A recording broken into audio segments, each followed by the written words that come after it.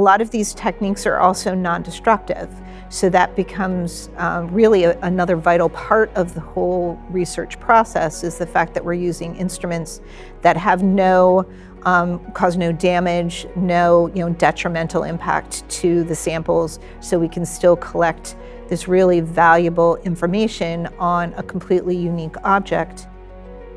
Welcome to the Pittcon Podcast, where we hear from world-leading scientists about their journeys from passionate young academics to professors to Pittcon presenters. Today, we speak to Mary Kate Donais on the portable analytical devices used to uncover the secrets of the past. Mary Kate has taken these devices to excavation sites to help tell the stories of pre-Roman Italian women and the role of a hotel in the Underground Railroad, helping enslaved individuals escape to freedom in Canada. By the end of this episode, you will understand how portable analytical devices overcome many challenges in archaeometry.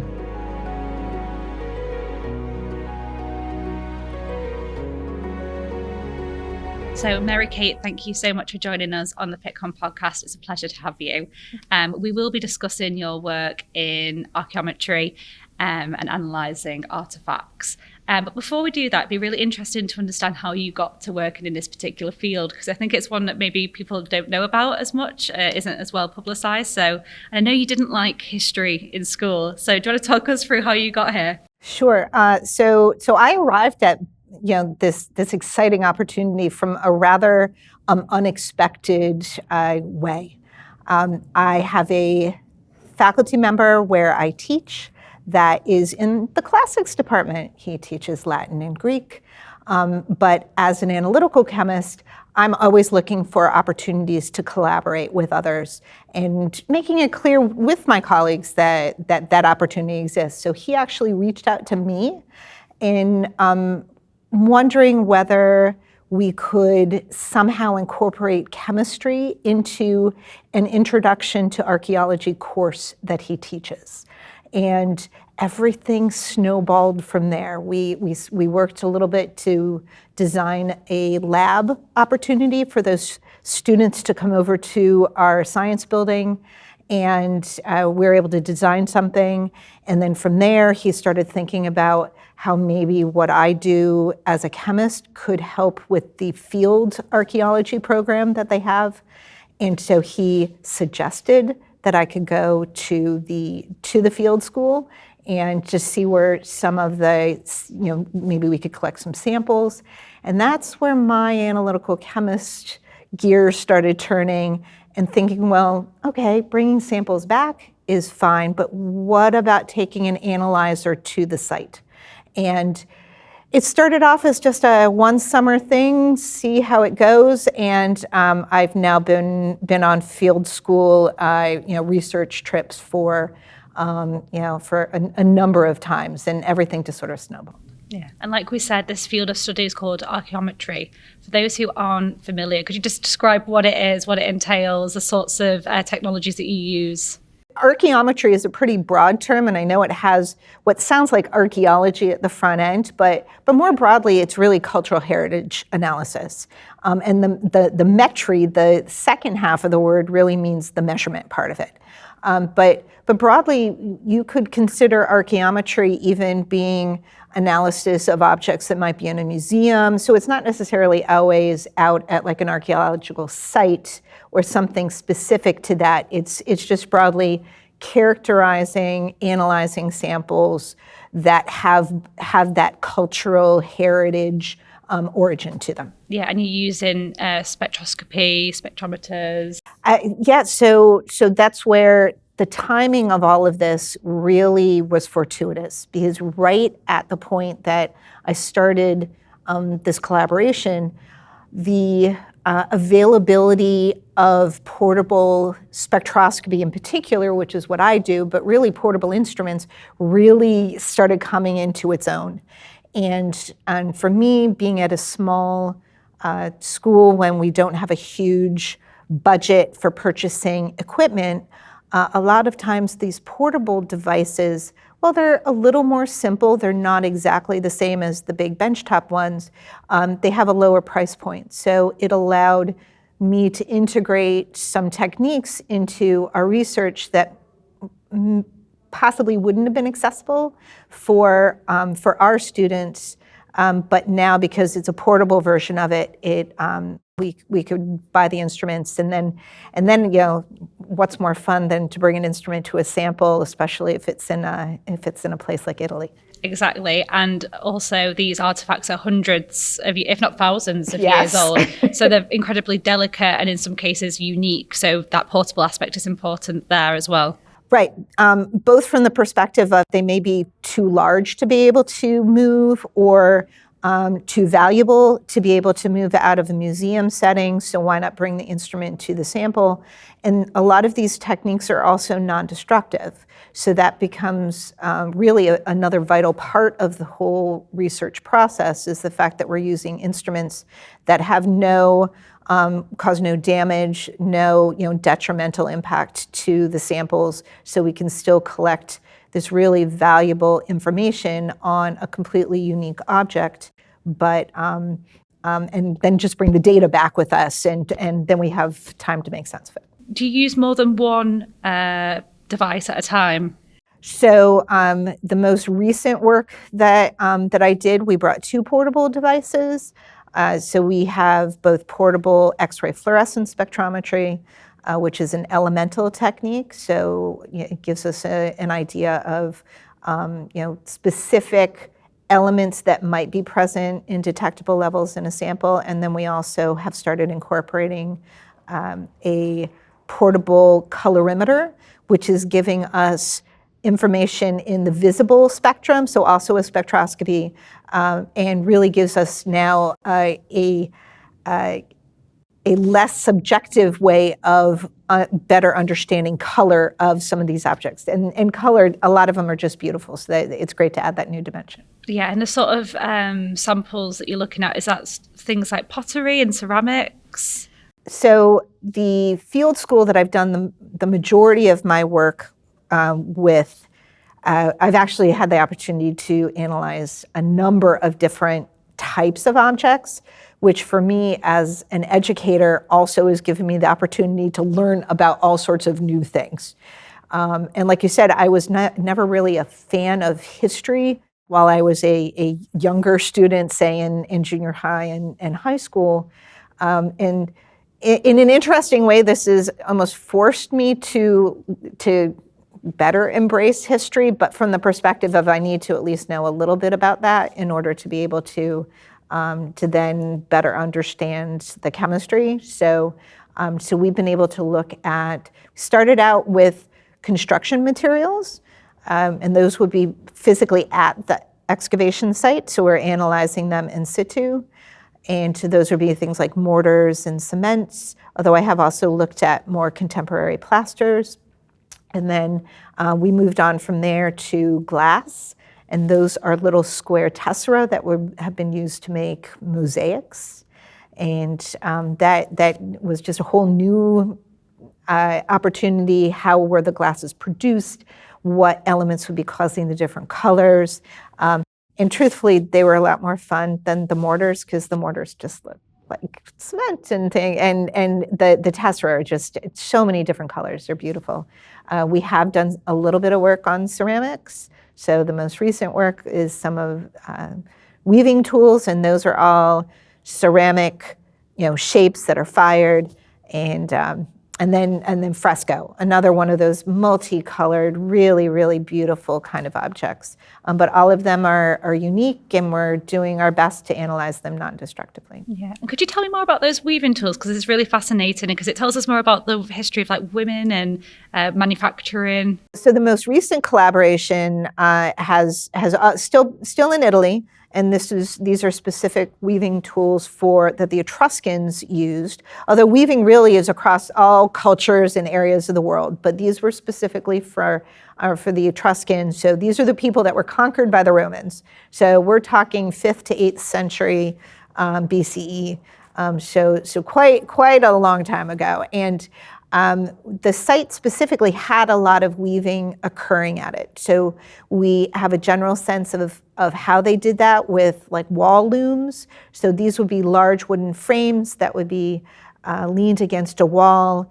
And so they would use loom weights, which would hold the vertical strands of yarn or thread with a high enough tension so that you could then weave horizontal either thread or yarns with a shuttle and weave them in and out of the vertical ones. So those loom weights are ceramic, and we have quite a number of them from one particular archaeology site that I've collaborated with the archaeologists there. And then as well, I was able to analyze about 600 spindle whorls.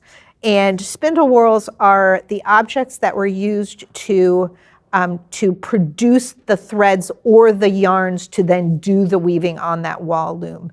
And they almost look the shape of like a top that you could spin on like a table or a floor, but they have a hole through the middle, and you put the spindle or just a skinny stick, and then you spin it, and that spinning action then turns the fiber, like the cotton or the wool, into either a yarn if it's a bigger, heavier spindle, or a really fine thread if it's a smaller and lighter spindle.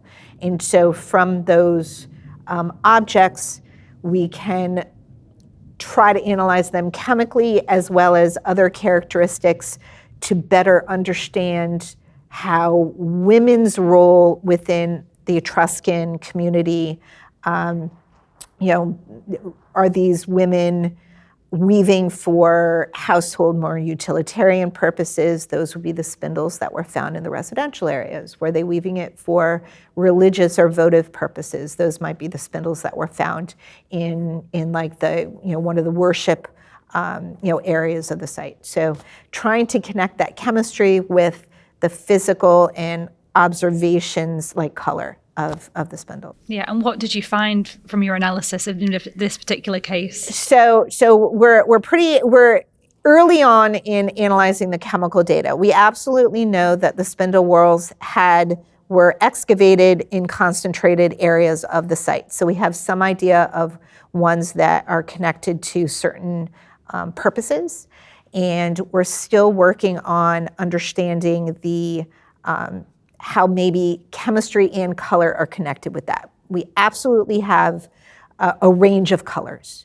So we know that there's roughly ones that are more yellow and brown, ones that are red, ones that are say black, and ones that are more gray. And so our next step, and we're still doing the data analysis on those specifically, is can we connect colors to certain areas of the site that they were excavated from, as well as can we then connect the chemistry to that.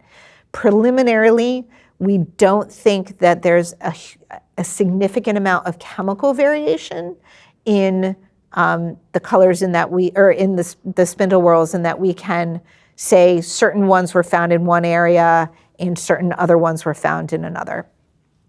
It seems to be we have a few outliers, so those may be able to be connected with, say, the spindle whorls produced in a different geographic location, and then they were imported in, which might tell us about some migration. Yeah, or some trade relationships. Correct. Yeah. So going from, like you said, Roman times to something a bit more modern, I found the Cataract Hotel example fascinating. Could you tell me more about, firstly, what the Cataract Hotel was, its historical significance, and then your analysis of the building materials? Sure. So that was it was just a really unique opportunity in which I was connected with a possible collaborator, and we were able to coordinate in a much easier way than traveling with equipment to Italy.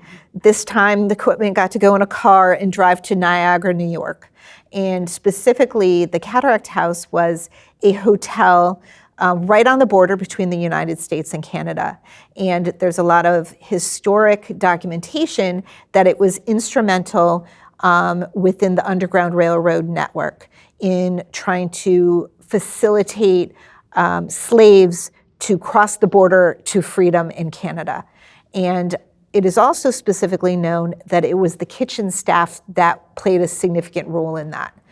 Unfortunately, the Cataract House Hotel burned down and it is now partial ruins that are buried underneath a park right by the waterfall. So the University of Buffalo has, on a number of occasions, excavated some of those ruins, and we were asked to help out with one of their more recent excavations to bring in our portable XRF, and then we followed up with some additional analyses back in our laboratory with portable libs to try to help establish where the kitchen was located, because that was just such a significant location that they wanted a high level of confidence when they were unburying portions of the hotel's ruins that they did indeed find the kitchen. So they excavated at a few different trench areas because it's known that the hotel had undergone construction expansions. And so we were able to analyze the plasters in different areas of the hotel to help establish different construction phases. And we're pretty confident that we did indeed find the kitchen, and that we had the opportunity to actually stand in that kitchen where all of that significant contribution to freeing slaves happened. Yeah. And can you tell me why are you so confident? Like, what did the analysis show, and what was the technology that you used, and then what were the results that made you so confident? So we analyzed plasters from 3 different trench areas, and 2 of them were very similar. And based on those the elemental characteristics of those plasters, we're fairly confident that they were constructed under one time period. Whereas the kitchen area was definitely a different time period. And so between the fact that it was a time period that we believe was older, and that it matched up ultimately with the dimensions of the room and where it was in the maps of the hotel, those combinations really helped us solidify that conclusion.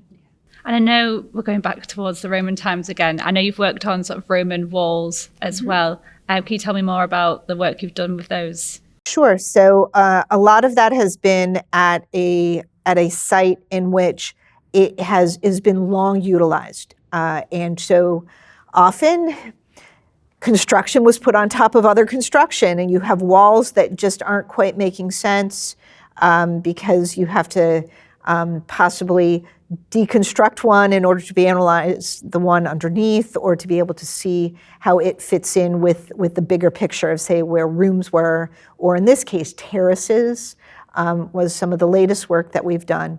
So because mortar is man-made, and because it is the materials are geographically specific. So clays and things would have been dug up from some place local to the site, and then the people that were making the walls would have some recipe that they always use to make the mortar.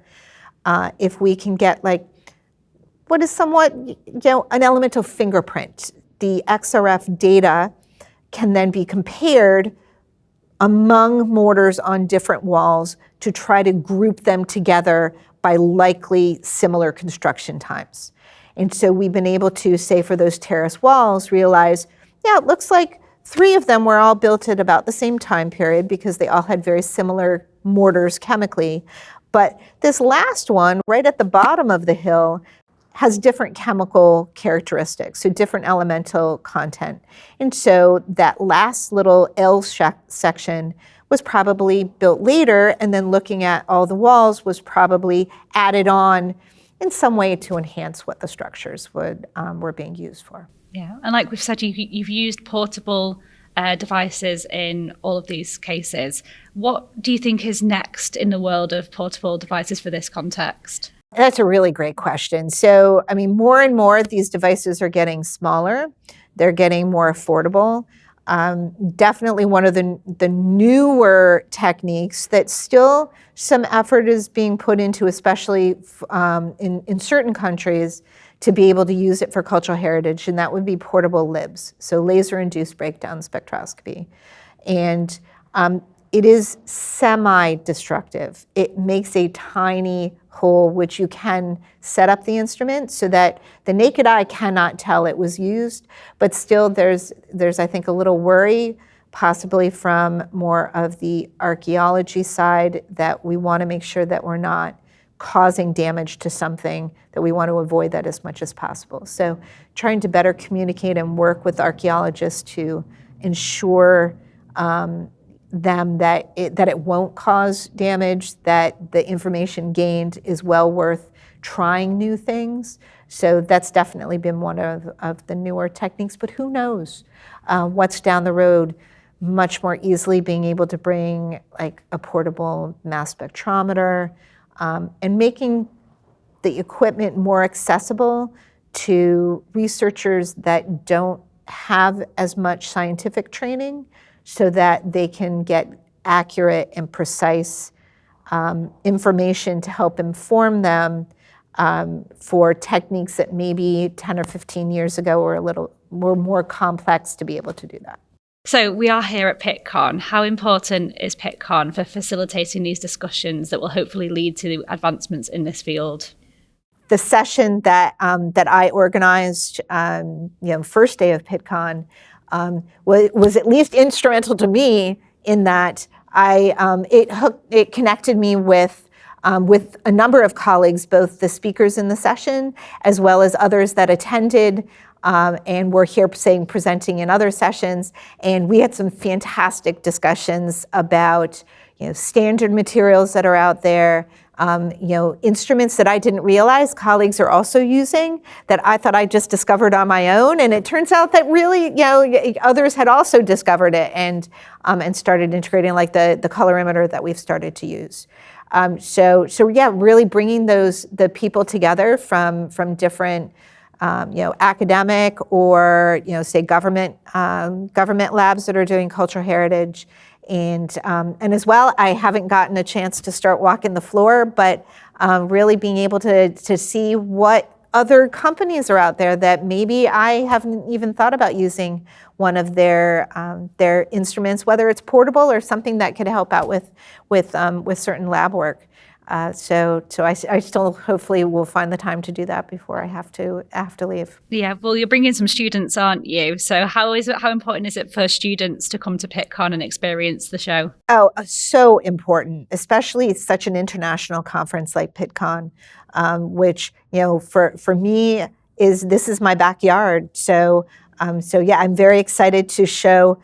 This will be their first conference experience, and what an experience to be able to come to a big show like this, so that they can see the exhibits, they can meet scientists that maybe the name is familiar because I've had them read a research article or it's someone mentioned in one of their textbooks. So yes, it's very important to continue adding that excitement to what they're studying in school and giving them that practical side of it isn't just these things that they're studying and reading about in a book. This is how you're going to use it once they graduate and they leave and they either go to grad school or they go to industry. And who knows, maybe one of them will end up meeting someone that could lead to them getting a job when they're done. Exactly. And we've spoken a lot about the past in this podcast, but what's in the future for you? So obviously continuing in this exciting field. I'm working on, like I said, brand new collaborators. So I'm really excited to see how that where that leads me.